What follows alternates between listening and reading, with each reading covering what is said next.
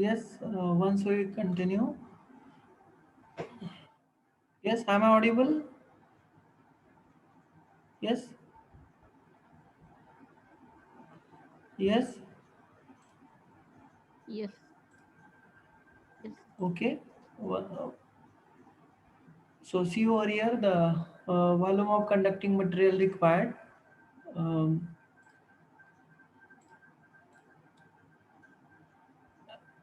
we have found that it is equal to 5 by 16. Okay, so 5 by 16, how it will become means what? Simply we have to do the mathematical calculation. Okay, so remember that value for the K, or it is what? It is the volume of conducting material required for two wire DC system with one conductor earth. It is taken as a reference. Okay, so the remember that every volume of conducting material is converted in terms of the volume of conducting material required in two wire DC system with one conductor earthed. Okay, means what? Every volume of conductor is, or it should be expressed in terms of K. Okay, that's why we have to replace this whole term with K. Okay, that's why the value of K from first case, which is equal to what? 4p square rho L square divided by W into Vm square. Okay, V square M. Okay, so see over here, 2.5 by 2 can be converted into 5 by 16 into K. Okay, how it will be means what? So see over here, uh, if we put the value for this K into this, okay, we will get the K. K means what? 4p square rho L divided by W into V square M. If we do the calculation, it is found that uh, 4 means if we put the value for the K, so 4 divided by 16 means what? It is a 4. Okay, 5 by 4 means what? 2.5 by 2 means what? 5 by 4 can be converted into 2.5 by 2. Okay, how it will be means what? Just we have to divide numerator as well as denominator by 2. Okay, means what? 5 by 2 means what? 2.5, and 4 by 2 means what? 2. Okay, बघा समजतंय का इथं? आपल्याला 5 bye 6 मध्ये त्याला convert करायचं आहे. कसं करणार आपण ते? तर के ची व्हॅल्यू जर आपण इथं सबस्टिट्यूट केली, तर काय होईल? 5 by 16 into 4 P square O L square divided by W into V square M. Okay, तर 4 या 16 डिवाइड केलं तर इथं येईल बघा 4, आणि 5 बाय 4 होईल मग. ठीक आहे, 5 बाय 4 म्हणजे आपण याला न्यूमरेटरला आणि डिनोमिनेटरला दोन्ही टर्मला जर आपण 2 न डिवाइड केलं, तर 5 बाय 2 मीन्स व्हॉट? 2.5, आणि डिनोमिनेटरच्या 4ला परत 2 न डिवाइड केलं तर आपल्याला 2 येईल. म्हणजे हे जे ॲज इट इज एक्सप्रेशन आहे इथलं, ते परत जशाला तसं आपल्याला या एक्सप्रेशनमधून मिळून जाईल. पण आपल्याला ही जी टोटल रिमेनिंग टर्म आहे, मी जी की आरो पॉइंटर स्लाइड करतोय बघा, तर ती टर्म आपल्याला टोटली के न रिप्लेस करावी लागणार आहे. त्यासाठी आपण काय करणार आहोत? के ची व्हॅल्यू इथं पुट करून पाहणार आहोत, आणि आपल्याला हे एक्सप्रेशन मिळतं का ते आपण चेक करणार आहोत. तर ते आपल्याला सिम्पली मिळून जाईल.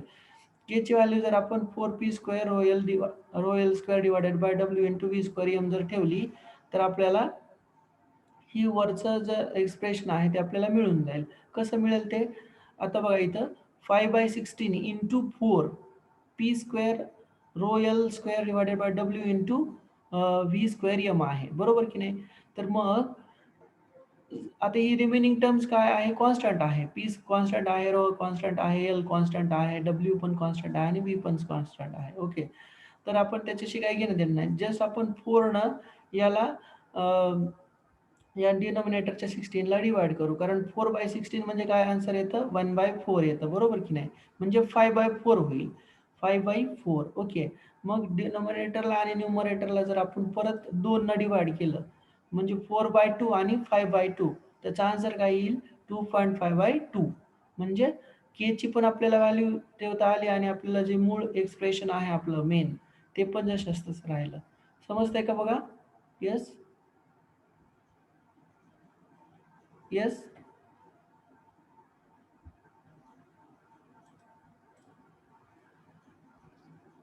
Yes, sir. येस समजतंय बघा? आवाज येतोय का? येस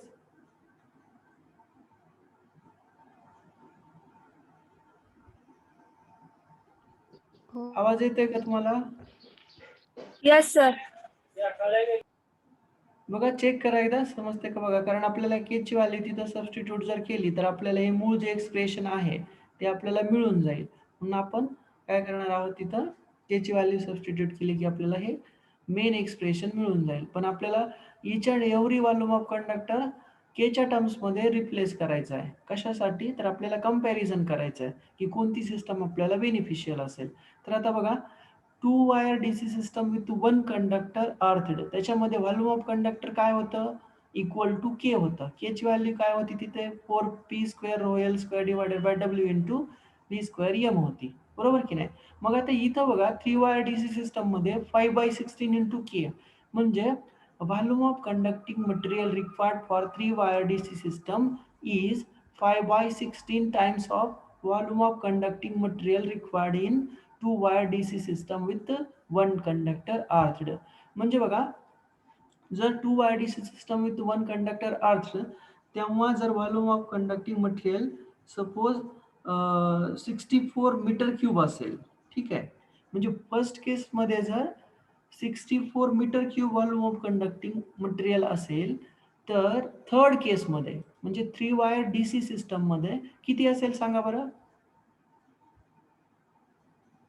यस किती असेल?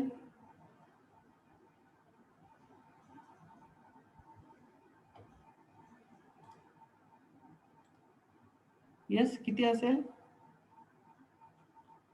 जर मी म्हणलं की फर्स्ट केस म्हणजे 2 wire DC system with one conductor earthed, त्या केसमध्ये volume of conducting material required 64 metre cube असेल. 64 काय घेतलं तर आपण ते सिम्प्लिफिकेशन पर्पजसाठी घेतले, ते किती असेल, ठीक आहे, कोणताही नंबर असेल तो मीटर क्यूबमध्ये, तर तो 64 आहे, ठीक आहे. तर volume of conducting material 3 wire DC सिस्टममध्ये किती असेल त्याचा आन्सर? सिंपल आहे, आपल्याला MCQ असेच येतील, ठीक आहे. याच पॅटर्नमध्ये MCQ आपल्याला मिळून जातील. जर आपल्याला हे जर एक्सप्रेशन माहीत असेल तर आपण इझिली ते कॅल्क्युलेट करू शकतो. म्हणजे मी इनडायरेक्टली काय इथं सांगतोय बघा, फर्स्ट केसमध्ये volume of conducting material required म्हणजे मी के ची व्हॅल्यू सांगतो इथं किती, 64 मीटर क्यूब. तर मग या एक्सप्रेशनमध्ये ठेवून द्या के ची व्हॅल्यू किती आहे, 64, म्हणजे 5/16 into 64, 64 divided by 16 means what? 4. 16 4s are 64. Yes or no? So the 4 into 5 means what? 20 meter cube. समजते का बघा?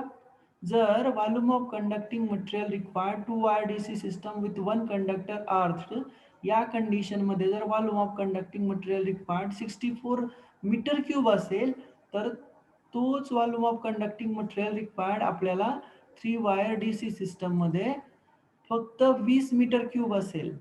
म्हणजे 3 wire DC system it is beneficial with compare to 2 wire DC system with one conductor arched. Okay, means what? It is economical. Okay, it is uh, advantageous to us because we can able to reduce the installation cost of that particular supply scheme. समजतंय का बघा? Yes.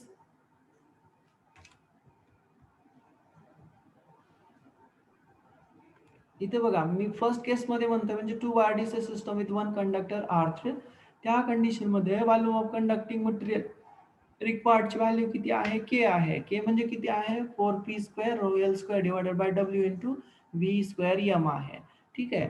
पण third केसमध्ये किती आहे, 5/16 into के, म्हणजे के ची value मी तिथं सांगत होतो की 64 मीटर क्यूब. तर थर्ड केसमध्ये volume of conducting material required किती येत आहे, मग ओनली 20 मीटर क्यूब येत आहे. म्हणजे third case किंवा 3 wire DC system is more economical than that of the 2 wire DC system with one conductor urged. Okay, similarly second case मध्ये बघा, second case मध्ये volume of conducting material required किती आहे, K/4 आहे, बरोबर की नाही. K/4 म्हणजे 64 डिवायडेड बाय 4 म्हणजे 16. मग आपण या तिघांचं जर कंपॅरिझन केलं तर काय आहे, 2 wire DC system with mid point earthed, it is most economical system. Most economical system का, कारण फर्स्ट केसमध्ये 64 मीटर क्यूब एवढा वॉल्यूम होता, तोच थर्ड केसमध्ये 20 मीटर क्यूब झाला आणि सेकंड केसमध्ये हा 16 मीटर क्यूब झाला. म्हणजे याचं मिनिंग काय आहे की 2 wire DC system with mid point earthed, it is most economical DC supply scheme. नीट आहे का व्यवस्थित, कारण याच्यावरतीच MCQ फ्रेम होणार आहेत. असं MCQ मिळेल तुम्हाला की which of the following DC system is most economical, 2 wire DC system with the midpoint earthed, second 2 wire DC system with one conductor earthed, 3 wire DC system with 3 wire DC system only. Okay, third option, and fourth option none of them. Answer will be first. Okay, 2 wire DC system with midpoint earthed. Okay, लक्षात ठेवा. आणि sometime question कसा येईल मग की तुम्हाला volume of conducting material required in DC system with 2 wire with one conductor earthed, 64 meter cube. Just example I have given. Okay, समजतंय? Yes, yes, आवाज येतोय का? Yes, sir. हा, लक्षात ठेवा कारण ते इम्पॉर्टंट आहे. याच्यावरतीच तुम्हाला MCQ येतील आणि एक्सप्रेशन पण फाइंड आउट करायला येईल. ठीक आहे, लक्षात ठेवा. आणि मे बी 2-3 दिवसानंतर आपण सरप्राईज टेस्ट घेणार आहोत सेकंड चॅप्टरवरती, कारण फर्स्ट चॅप्टरवरती आय थिंक आपण कंडक्ट केलेली आहे. सेकंड चॅप्टरवरती आणि थर्ड चॅप्टरवरती या वीकमध्ये सरप्राईज टेस्ट होईल. Be ready for that. Okay, सगळ्यांना सांगतो मी, जे काही तुमचे मित्र जॉईन वगैरे नाही झाले त्यांना पण इन्फॉर्म करा, कारण सरप्राईज टेस्ट किंवा आपण त्याला आपण चॅप्टर टेस्ट पण म्हणू. आपण MCQ test already third unit पर्यंत कंप्लीट केलेल्या आहेत. ठीक आहे, आता आपण चॅप्टर टेस्ट घेणार आहोत जी की फर्स्ट युनिटसाठी झालेली आहे. ठीक आहे, सेकंड आणि थर्ड युनिटसाठी सरप्राईज टेस्ट किंवा चॅप्टर टेस्ट होईल. ठीक आहे, त्यासाठी रेडी राहा. आणि fourth unit is very important as competitive examination point of view, because of so many MCQ can be framed from this unit, because of there is more chances to frame the MCQ questions in this unit. Okay, first unit also, but more we can say that difficulty level can be raised in the fourth unit. Okay, means what they will ask you, volume of conducting material required, area cross section of material required. Okay, load current they will ask you. Okay, so I think time is almost over. So because of the power supply cutout, we have get interruption. Okay, so today we will stop over here, and sorry for that one interruption. Okay, so next class we will continue volume of conducting material required for the AC supply schemes.